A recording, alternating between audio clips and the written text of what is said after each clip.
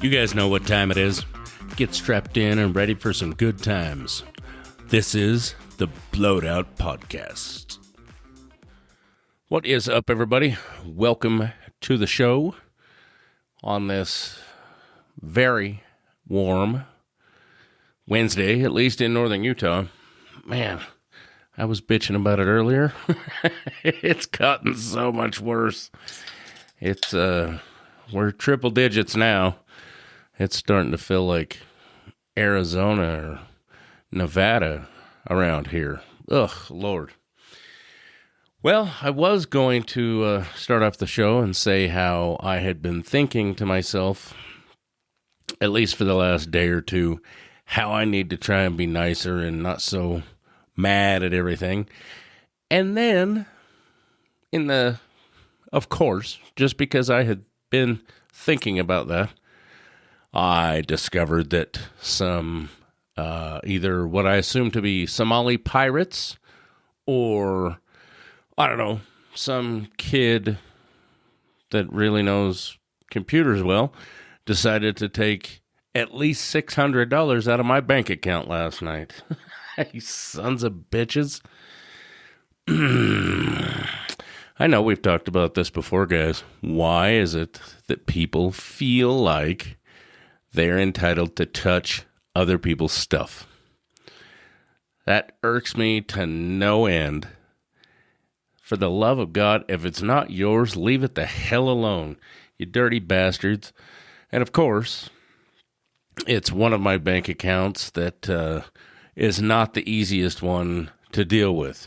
Granted, you know, the fraud protection team or theft whatever department is looking into it, but inconvenient nonetheless. That bank account now goes 7 to 10 days before I see another card, and everything gets locked up, and what a giant pain in the ass, you know. And sadly, I was thinking to myself, well, I mean, I guess at least it wasn't everything I had, because then what would a person do? What are you going to do? If they don't immediately credit it back, then what do you do? You know, unfortunately, like most of us, I assume, I'm not in a position to be able to float that kind of stuff more than about a paycheck. So, yeah, in today's day and age, stuff's just not cool. So, I'm gonna still try and be nicer, but I may have to postpone it a week or so. Bastards. Still doesn't excuse the fact that seems to be a more and more recurring theme. And this is precisely why so many people are against an all-digital currency. You know, I'm not going to lie. I am not a big fan of cash just because I don't carry my wallet with me I haven't for years. It drives me insane. I have what I need on me at all times, but that does not entail a wallet full of junk. Lord, my back is jacked up enough. I don't need to be sitting on a damn stack of Bibles in one pocket with a big, stupid, fat wallet that's got everything ever since 1976 in it, which is what my wallet looks like. Good Lord. Although on the flip side of that, it still floors me that there are people in the world, none of you guys, I'm sure, but who either, at least in this country, don't even know where their social security card is or have the number memorized. That's weird to me. I've known literally my entire life my number, and I have my original card still from, whatever, 19 long time ago. So that's weird to me that people don't know where these things are. Granted, over the years, have I had to get an extra copy or a copy period of a birth certificate, either for myself or my kids. Sure. I'm the guy who overthinks everything, so I put stuff somewhere where I won't lose them. And then I forget where that place is. So every time I move or, clear out a room to redo the floor or God knows, whatever reason, over the years, unfortunately, there's been a lot of them. I'm the guy who goes, oh yeah, I'll put this right here so it'll be safe and I won't forget where it is and it won't get lost. And then I can never find that place again. I always think that they're in the safe, but apparently every time I go to put stuff in the safe, they never make it. So I guess maybe I shouldn't throw stones at the glass house too much, right? Anyhow, don't know if you guys happen to catch the 4th of July Festivus show that we put out. It was fun. I hope that those of you who enjoy the show appreciate the occasional shenanigan break. It went just as haywire as they always do, and there was no real topic per se, but that seems to be a thing around here, so hopefully you enjoyed it. Like I said, we had a lot of fun doing it. It was the 4th, so we let our hair down a bit and decided to go ham, and that is what we did. I know we got off on a couple of subjects that may or may not be a little more than PG-13, but it happens. Anyhow, I hope everyone had a fantastic Independence Day. Hope everyone survived with all their digits, or at least as many as they had going into the 4th of July. It was a bit strange around here.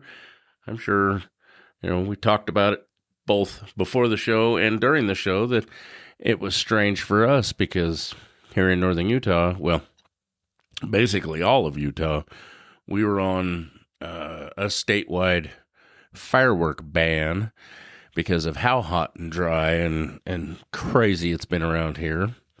So it definitely seemed odd. What was usually a war zone, a 360-degree war zone, ended up just being, a handful here and there. I was genuinely surprised to see that many people were actually abiding by the ban.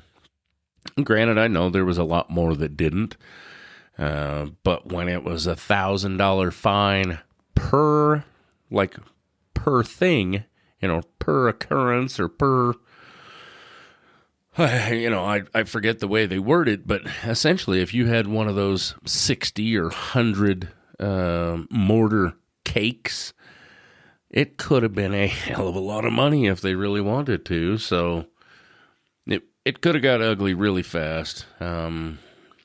Still, we ended up having, I think 4 or 5 fires just north of Salt Lake that I know of, in a matter of a couple hours because, people, you could argue that people weren't willing to give up their freedoms, regardless of whether or not it was the right thing or a good thing to do. But it is what it is, and we move on, right? In Washington, I'm sure most of you saw that there was some kind of show. Actually, I'm sure it was amazing. It looked amazing from the little snippets and clips and pictures that I saw. Lots of people complaining about all the smoke, but come on. I don't recall ever in my life, at least not in a big city or in one of the bigger cities here along the Wasatch Front in Utah, where the next day that, it was that noticeable. Granted, it wasn't the 10 million fireworks or whatever it was that told the administration had in Washington. The only time I've ever seen anything like that is, like up camping and you're in like a canyon and everybody's got their campfires and everything else. You wake up in the morning and the air is real cool and heavy and dense, seeing like lingering campfire smoke. But other than that, I've never seen anything enough to throw a fit about, like apparently a lot of people were. I don't know. I'd be curious to hear from somebody that was actually there, the next morning.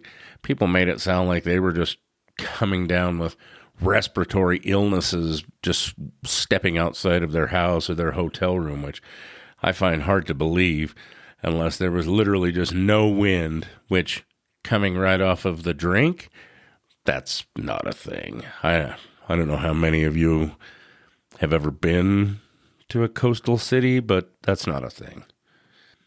For those of you who live in coastal cities or remotely close, as long as they're not a certain handful of them, I'm jealous. Typically milder temperatures, all of those things would be great. Growing up, well, not growing up, I should rephrase that. Living for several years in the middle of Ohio and playing football, starting varsity football my freshman year of high school, and doing two-a-days when it was 90 degrees and 90+% humidity. I genuinely hate humidity. But as dry as this popcorn fart is around here right now, I wouldn't mind a couple percent, to be honest. It's a double-edged sword. I hate it when it gets humid and gross and sticky and everything else, but man, a little bit every once in a while never hurts. And it could certainly stand to green things up a little bit and make it so at least the lawn isn't crunchy, for hell's sakes. Every once in a while, I feel like I could fancy myself a trip to, Costa Rica or, somewhere super beautiful, cool, tropical. Maybe not Panama so much. I mean, I don't know. I'm sure there are nice parts of Panama, but typically somewhere where there's not guerrilla warfare or like an ongoing coup, or cartels or things of that nature. So maybe that place doesn't exist anymore. I don't know. But when I think of those things, then I realize that, really big bugs, really hot and sticky. If I'm not mistaken, Costa Rica, I think, is where the monkeys will like come onto your hotel patio and like steal your breakfast and shit. I mean, part of me thinks that would be kind of cool just because I'm a fan of monkeys. But also that kind of sounds awful. Like, maybe I want to go out and sit in the chase lounge or the, in the lounger next to the pool, and I don't want to have to worry about monkeys throwing poo at me or something. Maybe I'm overthinking this, but there's got to be somewhere, right? There's got to be somewhere super cool on the beach that a fat, feller such as myself could, enjoy without like being too tropical. Well, I don't know. Here I am rambling. I have told you guys before, I think like Monaco, granted I probably couldn't even afford a Diet Coke in Monaco if I drank Diet Coke, but I think Monaco would be super cool. Croatia, I believe, is where we were looking at, Miss Lady and I. There's some places that look super cool that are a bit more northern and maybe don't involve so many monkeys. There's got to be something out there, right? Come on, hit me. Hit me with suggestions, guys. Not that I'll ever be able to afford to go or even leave the state, but a guy can dream, right? Sadly, I can tell you a very significant list of places that I do not want to go or would not want to go, especially as we enter into this, I don't know, 290th week of the Iran garbage. Oh, Lord. Honestly, I woke up this morning, guys, and within 9 minutes of turning my alarm off, typically I'll turn off my alarm, and as long as I don't have to pee right out of the gate, I'll swipe open my phone and see everything that I've missed. I do things at night, so I get a whole gang of stuff on my phone in the morning. And within 9 minutes of turning my alarm off and opening my phone to see, emails and texts and phone calls and everything else that I had missed during my much-needed beauty rest, I was already over it. I was already over the internet. I was already over everything that went along with it. I need some mountains, guys. I need some mountains and no phone, no work, no nothing. It's all just too much. And I know that all you guys probably feel the same. Not even just day-to-day life, but just the godforsaken everyday garbage of politics and what's going on in the Strait of Hormuz and what's going on in Israel and Hamas and oh Lord, can we just stop? Can we just completely just stop it all? I realize that we can't, but man, wouldn't it sure be nice to just turn all that crap off, bring everybody home, everybody do their own thing. I know we've talked about it before, but just when is enough going to be enough? When is I happen to be in a position work-wise that some of these things may or may not support, at least, from a sustainability standpoint. However, I am also in a position that we don't have to be doing the things we're doing, and it'll still be okay.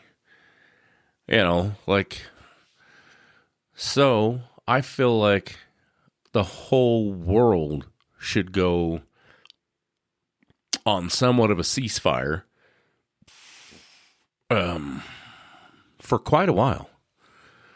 And again, I realize that that's not actually a thing that's possible, but wouldn't it be great? Wouldn't it be great if we could just pause everything? All the politics, all the geopolitical crap, all the conflicts, all the hate, just everything. Just pause everything. And then just exist in the moment for a while and enjoy everything. Nothing was bad. Nothing was awful. Nobody was trying to kill each other. Nobody was blowing each other up. Wouldn't that be great? I've told you before, I don't think that is even remotely possible, let alone have a clue how to facilitate it. But man, what a world that would be, at least for the time being of the pause, right? Without going 100% George Norrie here, do you think it's possible? Do you guys out there think that that's possible? And do you think that somewhere there's someone, I guess, someone might be a loose term, but a group of beings or folks or entities looking at us, just laughing and shaking their heads? that has to be some sort of remote possibility, right? Like we certainly can't be the only ones. I don't believe that we're the only ones. And I assume that a lot of you don't believe that either. But we could break it down even further. What about just the animals? What about just all the wild animals? You think that they just look at us and shake their heads and just laugh and talk about it over, twigs and berries and shit at dinner time? And just go, God, look at these idiots. Look at what they're doing. Look how miserable they are. We just roam around and scratch our back on trees and, catch fish in the river. And yeah, I know I was leaning specifically towards bears there, but you get my gist. You think they just think that? They just think, oh, great, honey, look, more apartments just encroaching on our forest. I don't know. I possibly, that may sound like I'm on acid, but I'm not. I'm just open to the possibility of it being a thing. I can't imagine that there's not something or someone somewhere looking at us just shaking their heads. Because I do it every single day, and I'm sure the rest of you do too. Anyhow, gonna take a quick break, and we'll be back. Hey guys, Ryan here, a.k.a. the Fatty With A Natty. Are you a business owner or marketing director looking to explore how advertising on the Blowed Out podcast can help your business or organization grow? As we push further into our fourth season, we have gained a listening audience in over 270 cities spread across 58 countries worldwide. All this while continuing to grow every week. In 2026, podcasts will statistically outpace social media, display, and terrestrial radio ads by over 4 times on average. If you would like to discuss pricing, frequency, and ROI options, email us at blowedoutpodcast@gmail.com with marketing in the subject line. That's blowedoutpodcast@gmail.com, subject marketing.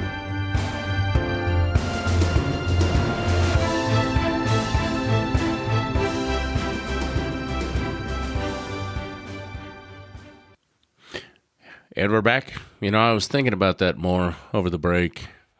What I was saying about just pausing everything. Imagine going back to a much, much simpler time. I'm talking like laying in the hall, little kid, just laying in front of the fan with, mom on the phone and the giant 250-foot coily cord from the phone on the wall stretched out all down the hall, and you're just laying there in the carpet on the floor in front of the fan doing the how cool would that be? Just to go back to a simpler time, even for a while. I don't. This whole thing about me trying to be nicer also conjures up thoughts of, am I enough? Like, am I doing enough? Am I doing it right? Am I doing what I'm supposed to be doing? I don't know. I don't know the answer to that. I don't know that anybody necessarily does. I think we've talked about the fact that I certainly have some unresolved therapy issues. But I don't even think that is something that therapy could handle. Just what is the right answer? Everybody's struggling. Everybody's broke. Clearly not everybody, but everybody that I know, myself included. High on the hog is not a thing. Well, at least for me. And I was thinking about a lot of things that brought me to this point, like the shop show, over the weekend. Clearly, we didn't get out and go do anything crazy. We didn't go camping or boating or to the lake or, any of those things because, unfortunately for us, we have to work a lot. And most of the time I don't mind.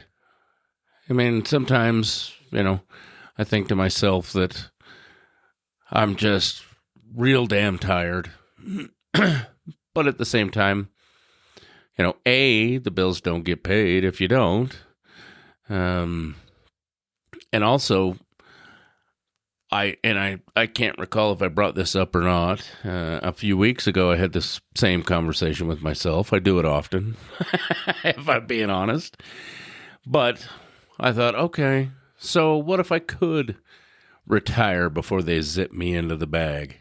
Which I won't. I can't. But what if I could? Then what? What would I do with my hands at that point? Like, as much as I wish I could retire daily and just do nothing and sit on a beach or go camping or, hell, even if I just sat at the house, what would I do? Just sit around and get fatter and drink more? I don't know that I necessarily would know what to do with my hands because I've never had it any other way. But that, again, that conjures up the conversation, the internal conversation, or the soliloquy, if you will, of, am I doing what I'm supposed to be doing? Am I doing something wrong? Or am I doing everything as right as I possibly can? And it's, these are just random ass late night staring into the abyss questions. It's not existential crisis or anything like that. I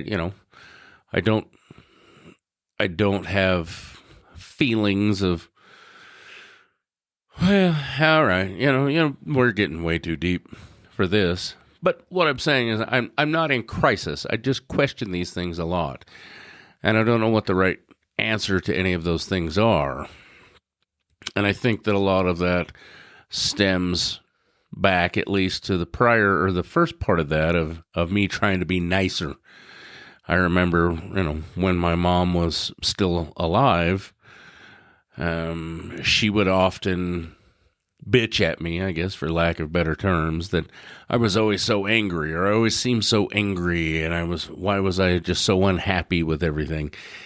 And I don't feel like I am, but I feel like I'm just like everyone else, and I assume you guys as well, where I question, where did I do something wrong, or did I do something wrong? I don't know. Interesting food for thought, I suppose. Sometimes I wonder if maybe I should have gone to school, but I also think that I happen to have at least what I thought was a decent skill set for certain things. I was able to turn that into at least, a 25-year run, or a fairly decent career of twisting wrenches. But we've recently had a few things come up at the shop that make me also question whether or not I really am any good at what I do. So it's a weird thing, isn't it? Especially when something goes wrong and then you start to question everything.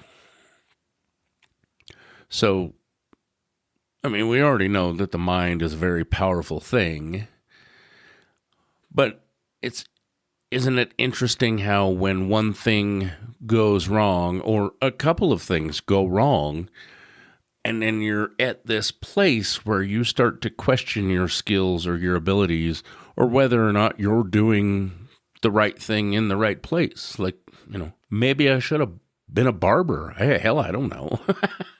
But I don't think, at least for someone such as myself, I don't feel like, tech clearly wasn't my thing. I've somehow managed to figure this stuff out, but I assure you it wasn't for lack of trying or without fail. But I never saw myself doing a lot of these things. In fact, for a handful of years, I was often accused of being a professional student.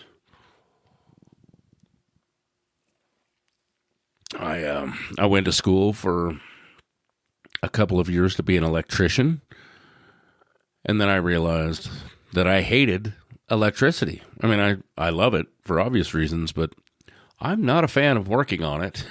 And honestly, it terrifies me. So I transitioned into architecture and design drafting. And I did that for a couple of years. And whilst, I was doing all these other things, going to school, I thought, what am I ever going to do with this? I don't want to do this. But that also goes back to, by the time I graduated high school, I was a third-year machinist. And I've done that. And honestly, it's not bad, but it's not, it's not $200,000 a year unless you own your own company or don't get me wrong, I'm sure there are super Wookiee aerospace machinists out there that make that kind of money, but I didn't. But 30 years ago or 30 plus years ago now, good Lord, I also thought to myself that I don't want to do that. So I didn't. And I had a very, very good job offer the day I graduated high school, and I turned it down, and joke was on me. Some 28 years later, I ended up working for the company that offered me that job right out of high school, doing the same thing that they offered me a job for. But I guess that's, again, my point is, do you ever just sit back and think, am I doing what I'm supposed to be, where I'm supposed to be, how I'm supposed to be in this moment? And I don't know the answer to that. A lot of folks, will tell you that God is the only answer to that, or the only one that can answer that. And without, sounding awful or derogatory, I don't feel that way. I just don't. I've always had a problem with organized religion, and more so blind faith. I'm not a blind faith guy. I'm too much of an overthinker and everything else. So that theory or that line of reasoning doesn't work for me. And maybe that's where I've gone wrong, as I haven't allowed that to happen. But I would genuinely be curious to know what you guys think on that. I would like to hear your thoughts and your ideas on that. Because much like the political stuff and the world climate, all the geopolitical garbage, trying to somehow bring peace to the world or solve world hunger or any of those things that I don't think any one person is capable of. I don't, again, think that something like that or things of that nature are just something that you can just put in, air quote, God's hands.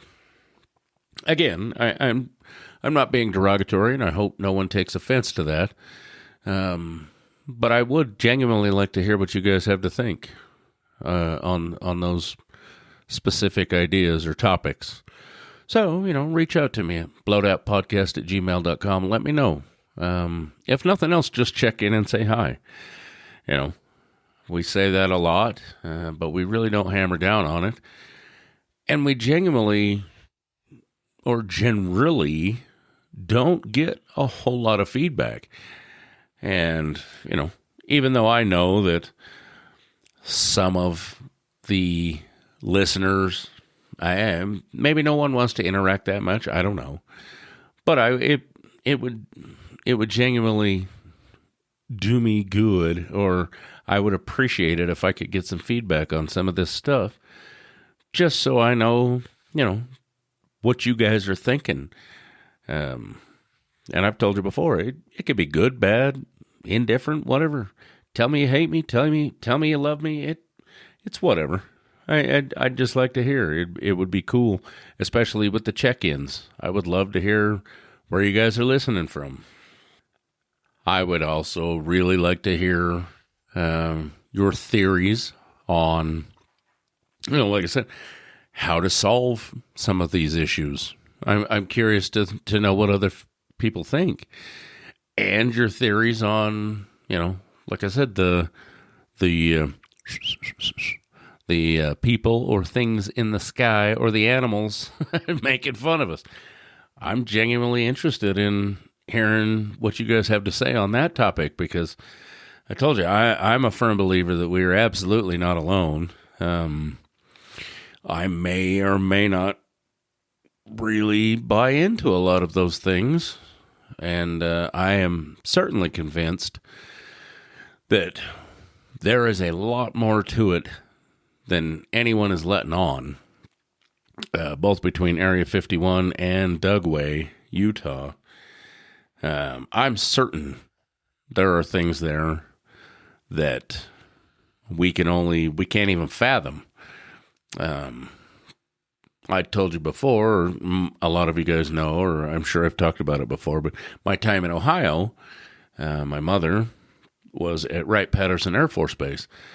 And I distinctly recall driving around that base with her, and there was a building, and I can't tell you where. I was an early teenager, 13, let's call it, ish. But I remember a plain white single-story building, no windows, like one single black-doored entrance with armed personnel outside. And I spent years only imagining what was in that building, or at a lot of the buildings. Like I said, I've been on a lot of bases in this country, and there's only a couple of places that I've ever gone, there's something not normal in there. I've been in a lot of hangars. I've been in a lot of places with a lot of stuff.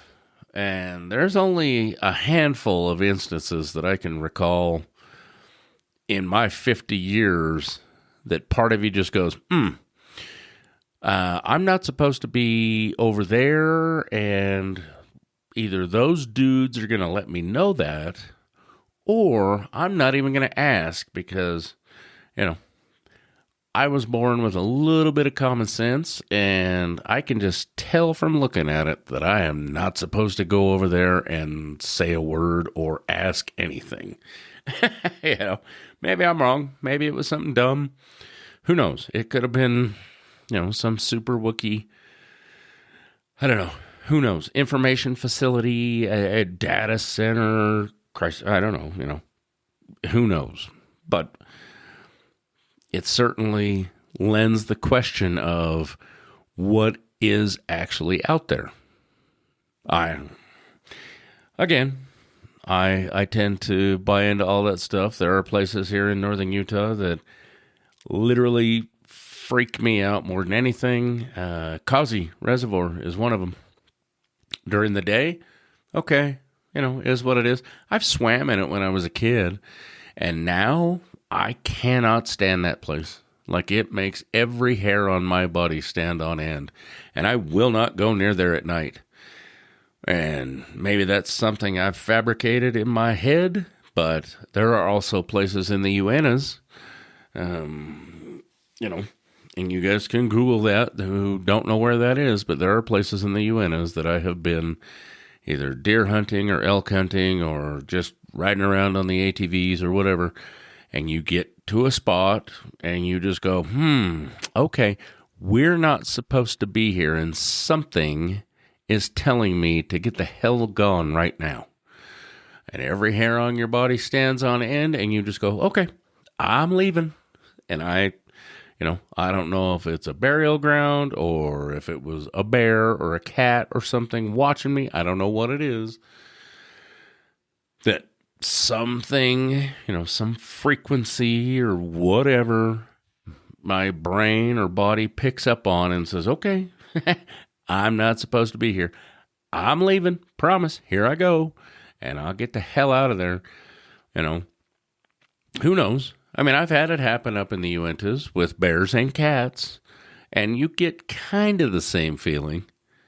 You get the feeling that you're being watched, but then typically either something will growl or you'll see some tracks or, there's some presentation of what it is that's telling you that they don't want you there. But some of the other stuff, there's no tracks, there's no critters, there's no noise, there's no nothing. It's just get out now. You're not supposed to be here. And I don't know if that's little green guys that taste like chicken. Also, free stickers to anyone who picks up on that reference. And, but again, I don't know what it is, but I'm telling you, if there ain't anything else out there, then I'd be damned, because I'm not putting any of my money on the fact that there's not. Anyhow, that's enough rambling. Hope you guys enjoyed it. Like I said, if you picked up the shop show, hope you enjoyed it. Sorry for our rambling. We ended up basically working most of the weekend, so we were just trying to have a little bit of fun. Hope it wasn't too obnoxious. Hope you guys at least had some laughs. We'll do it again, of course. Also, I was sitting here rubbing my eye and remembered the shop tip for the week. Wear your safety glasses, kids, because I took a real big chunk off of the saw right in the wet part of my eyelid, and it was about an eyelash away from going right into my eyeball. And yeah, I knew better. Unfortunately, I've gotten to the point where I can't see with or without my glasses, so now I'm taking them off constantly, and I've spent so many years with them on that I don't think about it. So I take them off so I can see and am no longer protected. So yeah, I damn near had to go get a big fat chunk of 1,300 degree steel removed from my eyeball. So wear your safety glasses, kids. Anyhow, give a shout out to our partners, Evolution Design Works and Fine Finishes. If you would like to be a part of the show, or if you would like to advertise on the show, get at us. Questions, comments, all that jazz. Like I said, please reach out. It'd be kind of fun to hear from you guys. Also, I'm having a hell of a time with a dog groomer. Just, random, toss it out there. If anybody possibly knows or is a preferably mobile dog groomer, I would love to find one that won't ghost me. Or, I would be more than happy to take care of you with some graphics or some advertising. Anyhow, hit me up if you can take care of things that way, because it's getting really old. In the meantime, I'm going to shut up for this week. Try and be good to one another. Try and be nicer, apparently, right? Either way, love each and every one of you. Remember to tell a friend, tell a family member, tell somebody you hate if you don't like the show. Just tell everybody to have a listen. Spotify, iHeart, Amazon, Apple, YouTube. You guys know the drill.